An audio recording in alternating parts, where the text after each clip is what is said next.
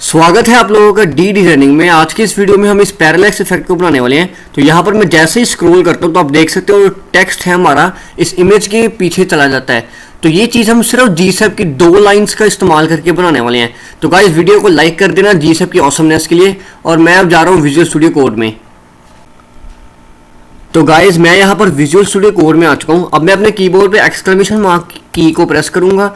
यहाँ पर HTML की बॉयलर प्लेट लेकर आऊँगा और यहाँ पर बॉडी हम इसकी मतलब HTML बहुत ही सिंपल होगी। हम यहाँ पर लिखेंगे डॉट कंटेनर और यहाँ पर हम लिखेंगे फिर डॉट बैकग्राउंड, जिसके अंदर हमारा मेन बैकग्राउंड होएगा इस पैरेलैक्स इफेक्ट का। और फिर हम यहाँ पर लिखेंगे डॉट टेक्स्ट, जिसके अंदर हमारा टेक्स्ट होएगा। हम यहाँ पे लिख देंगे पैरेलैक्स ऑसमनेस, कुछ ऐसा करके। फिर उसके बाद हम यहाँ पर एक और डिव बनाएंगे और इसका हम नाम देंगे फोरग्राउंड। ये बेसिकली वो इमेज होएगी जिसके पीछे हमारा ये टेक्स्ट चला जाएगा। फिर उसके बाद मैं यहाँ पर एक और डॉट कंटेनर बनाऊंगा, कंटेनर 2, और इसकी भी हाइट हम 100 VH कर देंगे ताकि हमारे पास स्क्रॉल आ जाए। तो अब हम CSS करने लगे हैं इसकी। यहाँ पर मैं स्टाइल टैग खोलूँगा टाइटल के नीचे और यहाँ पर मैं स्टार लगाऊंगा। फिर यहाँ पर मैं लिखूँगा M0 जो कि मार्जिन 0 का शॉर्टकट है, और P0 जो कि पैडिंग 0 का शॉर्टकट है। और यहाँ पर बॉक्स साइजिंग में लिख दूँगा बॉर्डर बॉक्स। और यहाँ पर फ़ॉन्ट फैमिली में लिख दूँगा सैन शेरिफ। और फिर यहाँ पर लिखूँगा मैं डॉट कंटेनर। डॉट कंटेनर जो हमारा होगा उसकी हाइट होगी 100 VH। और यहाँ पर हम इसकी पोजीशन जो है उसको रिलेटिव कर देंगे, क्योंकि हम चाहते हैं जो हमारी ये बैकग्राउंड टेक्स्ट और फोरग्राउंड है इसका पेरेंट कंटेनर ये डॉट कंटेनर हो। तो अब यहाँ पर फिर मैं लिखूँगा डॉट बैकग्राउंड। फिर उसके बाद मैं यहाँ पर लिखूँगा बैकग्राउंड इमेज, यहाँ पर दूंगा URL। और यहाँ पर मैंने इमेजेस पहले से डाउनलोड की हुई थी। हमारे पास एक ये इमेज है और एक ये इमेज है। अब फिर मैं यहाँ पर जो है अपनी इस बैकग्राउंड PNG का करूँगा, इमेजेस लिखूँगा यहाँ पे स्लैश, फिर यहाँ पर बैकग्राउंड PNG। और फिर उसके बाद मैं यहाँ पर लिख दूँगा बैकग्राउंड साइज़, यहाँ पर होगा कवर। इससे क्या होगा, जो भी हम हाइट फिट स्पेसिफाई करेंगे ये हमारी इमेज उसको मतलब पूरा कवर कर देगी। और यहाँ पर फिर मैं लिखूँगा पोजीशन एब्सोल्यूट,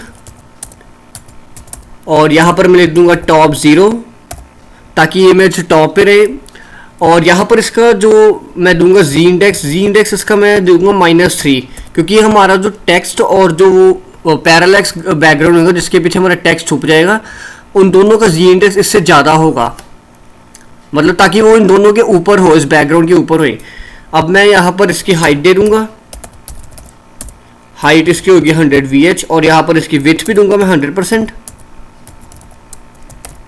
फिर अब मैं यहाँ पर Ctrl+S से सेव करूँगा, राइट क्लिक दबाऊंगा और ओपन विद लाइव सर्वर पे क्लिक करूँगा।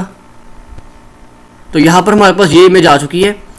अब यहाँ पर मैं जो हमारा डॉट कंटेनर है इसकी भी हाइट दूंगा यहाँ पर 100 VH, डॉट कंटेनर 2 की सॉरी, यहाँ पर इसकी भी हाइट 100 VH दे दूंगा ताकि हम स्क्रॉल कर पाएँ अपने इस वेब पेज को। Ctrl+S से सेव करूँगा, ब्राउज़र पे जाऊँगा, तो अब हम यहाँ पर स्क्रॉल कर पा रहे हैं। तो अब मैं यहाँ पर क्या करूँगा, जो हमारा डॉट टेक्स्ट है मैं उसे सिलेक्ट करूँगा। डॉट टेक्स्ट की हम पोजीशन एब्सोल्यूट कर देंगे इसकी भी। और यहाँ पर हम लिखेंगे टॉप 50%, टॉप 50%, यहाँ पर लेफ्ट 50%, यहाँ पर लिखेंगे ट्रांसफॉर्म ट्रांसलेट -50%, फिर कोमा यहाँ पे -50%। ये बेसिकली हम यहाँ पर इसको सेंटर करने के लिए ये चीज़ कर रहे हैं। और इसका मैं जी इंडेक्स लिख दूंगा -2 ताकि ये हमारे इस बैकग्राउंड के ऊपर होए। और फिर मैं यहाँ पर लिख दूंगा इसकी विड्थ होएगी 100%। और यहाँ पर इसका जो फ़ॉन्ट साइज़ होएगा, फ़ॉन्ट साइज़ इसका कर देंगे कुछ हम 50 पिक्सल्स। और यहाँ पर टेक्स्ट ट्रांसफॉर्म दूंगा अपर केस का। और यहाँ पर मैं इसका फ़ॉन्ट वेट भी दूंगा बोल्ड। Ctrl+S से सेव करूँगा, ब्राउज़र पे जाऊँगा अब। तो यहाँ पर अब हमारे पास ये टेक्स्ट आ गया। हम इसका कलर चेंज करेंगे क्योंकि दिख नहीं रहा टेक्स्ट अभी। यहाँ पर इसका हम कलर दे देंगे वाइट। और Ctrl+S से सेव करूँगा, ब्राउज़र पे जाऊँगा। तो अब आप यहाँ पर देख सकते हैं हमारा टेक्स्ट का कलर वाइट हो चुका है, लेकिन सेंटर में नहीं है। अब हम इसे सेंटर में करने के लिए यहाँ पे लिख देंगे टेक्स्ट अलाइन सेंटर। इससे टेक्स्ट सेंटर में आ जाएगा। और यहाँ पर आप देख सकते हैं अभी टेक्स्ट सेंटर में आ चुका है। अब हमारा टेक्स्ट अभी भी अच्छे से दिख नहीं रहा, तो हम यहाँ पर क्या करेंगे, जो हमारी बैकग्राउंड इमेज को थोड़ी सी हम ब्राइटनेस हमारी इस बैकग्राउंड की कम कर देंगे। तो यहाँ पर ये चीज़ करने के लिए मैं बैकग्राउंड इमेज की जगह यहाँ पर सिर्फ बैकग्राउंड दूंगा, जो कि शॉर्ट हैंड होता है हमारे पास। उसमें हम 2 आर्ग्यूमेंट्स दे सकते हैं, बैकग्राउंड में एक इमेज, और यहाँ पर हम एक कलर भी स्पेसिफाई कर सकते हैं। तो मैं यहाँ पर लिखूंगा RGBA, यहाँ पे लिखूंगा 0,0,0.5, और यहाँ पर फिर इसके बाद मैं यहाँ पर लिख दूंगा background blend mode, background blend mode, blend, और यहाँ पर मैं लिख दूंगा डार्कन। इससे Ctrl+S से सेव करूँगा, और यहाँ पर आप देख सकते हैं हमारी जो इमेज है थोड़ी मतलब उसकी ब्राइटनेस कम हो गई है। तो यहाँ पर अब मैं एक और चीज़ करूँगा, यहाँ पे RGB 0.5 थोड़ा ज़्यादा हो गया, 0.3 कर देता हूँ, Ctrl+S से सेव करूँगा। अब मैं यहाँ पर डॉट फोरग्राउंड को सिलेक्ट करूँगा, फोरग्राउंड, फिर उसके बाद मैं इसकी भी पोजीशन कर दूँगा एब्सोल्यूट, पोजीशन एब्सोल्यूट, और यहाँ पर इसका जी इंडेक्स होगा -1, क्योंकि ये सबसे ऊपर होगा हमारे टेक्स्ट और जो हमारा बैकग्राउंड हमने दिया उन दोनों के ऊपर। फिर यहाँ पर मैं इसको लिखूँगा बैकग्राउंड इमेज, यहाँ पर दूंगा URL, और यहाँ पर मैं लिखूँगा images/foreground image, और इसे सिंगल कोट्स में डालूँगा। और फिर यहाँ पर मैं लिख दूँगा बैकग्राउंड साइज, इसका कवर, बैकग्राउंड साइज कवर। फिर मैं यहाँ पर लिख दूँगा विथ 100%, और यहाँ पर हाइट भी लिख दूँगा मैं 100 VH। Ctrl+S से सेव करूँगा, अपने ब्राउज़र पे जाऊँगा, तो यहाँ पर हमें इमेज नहीं दिख रही है। यहाँ पर एक चीज़ मुझे भी समझ नहीं लगी थी ऐसा क्यों हो रहा है। फिर मैंने यहाँ पर इसकी हाइट वगैरह अलग अलग दी, जैसे मैंने यहाँ पर 160 VH हाइट दे दी, Ctrl+S से सेव किया, अपने ब्राउज़र पे गया, और यहाँ पर भी इमेज यहाँ पर आ रही है। तो फिर इसे फिक्स करने के लिए मैंने यहाँ पर लिख दिया था टॉप से कुछ -280 पिक्सल्स मैंने कर दिया इसे। Ctrl+S से सेव करूँगा, ब्राउज़र पे जाऊँगा, तो यहाँ पर अभी ऐसे टॉप पे आ रही है। ये चीज़ मुझे भी नहीं पता कि हमें ऐसे ही कि उसे लिए कराना पड़ रहा है। अगर आपको इस चीज़ का बारे पता है हमें ऐसा क्यों करना पड़ रहा है, या और कोई तरीका है इसे फिक्स करने का, मतलब इसे यहाँ पर ले कराने का, तो मुझे कमेंट सेक्शन में ज़रूर बताएं। फिर अब मैं यहाँ पर हम GSAP को ले कराएंगे। तो यहाँ पर मैं नई टैब खोलूँगा अपने ब्राउज़र पे, यहाँ पर लिखूँगा GSAP CDN, फिर उसके बाद सबसे पहले लिंक पे क्लिक करूँगा, और यहाँ पर हम min.js का जो स्क्रिप्ट है इसको कॉपी करेंगे। विजुअल स्टूडियो कोड में जाऊँगा, यहाँ पर जहाँ पर मेरी बॉडी क्लोज हो रही है यहाँ पर इसे पेस्ट कर दूँगा, और अब मैं फिर यहाँ पर स्क्रॉल ट्रिगर को लेकर आऊँगा, यहाँ पर स्क्रॉल ट्रिगर min.js को, इसका भी स्क्रिप्ट टैग कॉपी करूँगा, और यहाँ पर इसे भी पेस्ट कर दूँगा। फिर उसके बाद अब मैं यहाँ पर एक खुद का स्क्रिप्ट टैग खोलूँगा, और यहाँ पर मैं लिखूँगा GSAP.to, और यहाँ पर इस फोरग्राउंड को सेलेक्ट करूँगा, तो यहाँ पे लिखूँगा .foreground। फिर उसके बाद जो सेकंड आर्गुमेंट है वो एक ऑब्जेक्ट लेता है, तो मैं यहाँ पे कर्ली ब्रेसेस दूंगा, और यहाँ पर लिख दूंगा मैं y कर दूंगा -150, और यहाँ पर मैं लिख दूंगा स्केल 1.1। फिर उसके बाद यहाँ पे लिखूँगा डिले होगा 1 सेकंड का। Ctrl+S से सेव करूँगा, ब्राउज़र पे जाऊँगा, और यहाँ पर इस डॉक्यूमेंट पे जाऊँगा। तो यहाँ पर आप देख सकते हैं हमारे इस एनिमेशन को प्ले होते हुए।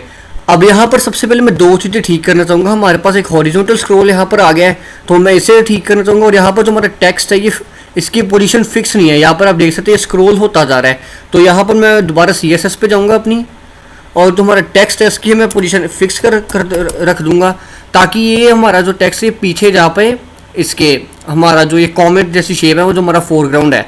और यहाँ पर मैं क्या करूँगा, जो हमारा कंटेनर है, जो हमारा पेरेंट कंटेनर था टेक्स्ट फोरग्राउंड वगैरह का, उसका मैं ओवरफ्लो हिडन कर दूंगा, ताकि ये हमारा जो हॉरिजॉन्टल स्क्रॉल है वो हट जाए। Ctrl+S से सेव करूँगा, ब्राउज़र पे जाऊँगा, तो यहाँ पर अब आप देख सकते हैं वो हॉरिजॉन्टल स्क्रॉल भी हट गया, हमारा टेक्स्ट भी अब पीछे जा रहा है इमेज के। अब यहाँ पर मैं क्या करूँगा, इस जो हमने एनिमेशन बनाई है -150 की ये वाली, तो मैं इसको वो स्क्रॉल ट्रिगर के साथ लिंक कर दूंगा। जब मैं इसको स्क्रॉल ट्रिगर के साथ लिंक कर दूंगा, मतलब ये तब प्ले होगी जैसे जैसे मैं स्क्रॉल करूँगा, तो उससे क्या होगा, उससे ये हमारा जो इमेज है ज़्यादा जल्दी मूव होएगी जैसे जैसे मैं इसको स्क्रॉल करूँगा। अब मैं यहाँ पर क्या करता हूँ, मैं यहाँ पर स्क्रॉल ट्रिगर बनाऊँगा, स्क्रॉल ट्रिगर और T भरा होएगा। यहाँ पर फिर मैं लिखूँगा स्टार्ट, यहाँ पर होगा टॉप, फिर उसके बाद यहाँ पर मैं लिखूँगा ट्रिगर। ट्रिगर होगा इसका डॉट कंटेनर। फिर उसके बाद मैं यहाँ पर ले दूँगा स्क्रब ट्रू। यहाँ पर मैं बेसिकली कह रहा हूँ कि ये एनिमेशन तब प्ले होएगी जब हमारा जो है हमारा कंटेनर जो है उसका टॉप स्क्रीन के टॉप को टच कर जाएगा और यहाँ पर टॉप आएगा यहाँ पे। और जो स्क्रब ट्रू है वो ये कह रहा है कि इस एनिमेशन को प्ले करवा दो जैसे जैसे स्क्रॉल का हम कर रहे हैं। Ctrl+S से सेव करूँगा, ब्राउज़र पे जाऊँगा तो यहाँ पर अब जैसे जैसे मैं स्क्रॉल कर रहा हूँ आप देख सकते हैं ये इसको हमारी एनिमेशन प्ले होते हुए। अब मैं यहाँ पर क्या करूँगा, मैं यहाँ पे सेम इस लाइन को डुप्लीकेट करूँगा, ऑल शिफ्ट डाउन दबाऊँगा और यहाँ पे फोरग्राउंड की जगह बैकग्राउंड लिख दूँगा, बैकग्राउंड।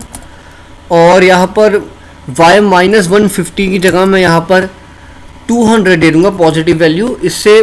और इसका स्केल नहीं मैं चेंज करूँगा। और यहाँ पर मैं डिले भी हटाऊँगा सबसे पहले, क्योंकि अब हमें इसकी ज़रूरत नहीं है, हमने सिर्फ इसलिए लगाया था ताकि हमें एनिमेशन प्ले होती हुई दिख जाए। तो यहाँ पर क्या हो रहा है, जो हमने -150 दिया इससे हमारा जो बैकग्राउंड है फोरग्राउंड है वो ज़्यादा जल्दी स्क्रॉल होएगा।